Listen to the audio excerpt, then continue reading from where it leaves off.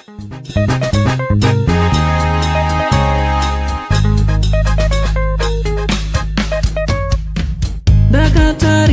kudenga mtsotsi pamatama ose.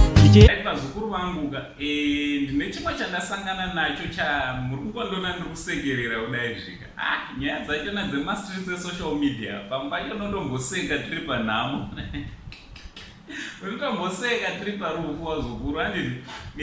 So ndoda kukuratidzawo mashoko ataurwa namuprofita handiti the heavenly army general handiti prophet Madungwe handiti talent Madungwe. So ane zvaataurawo zvandoda kuti munge muri munozvionera handiti.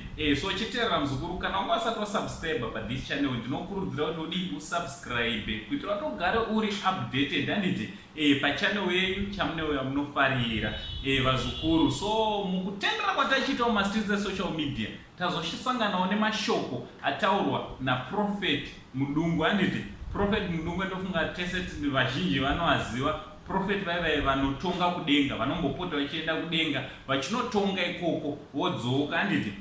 Senyaya idzi dzekuti pakafa munhu ivo vanoclaima kuti zoni ndivo vanopinza munhu mudenga kana kuti vanokutadzisa kupinda denga.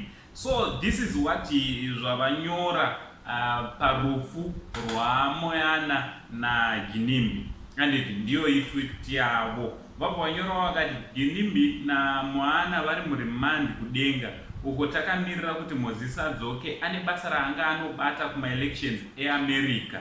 Ndiye achatara mutongo wavo. Pari zvino vagere havo, Moana ndiye ari kungoti dei zvaigona ndisina kumbosangana naGinimbi nachinias. Seke zvangu vazukuru, ngataura nemumacomments, what do you think netweet yaProfet Mudungwe? Naango saint tichibva tatichi much love.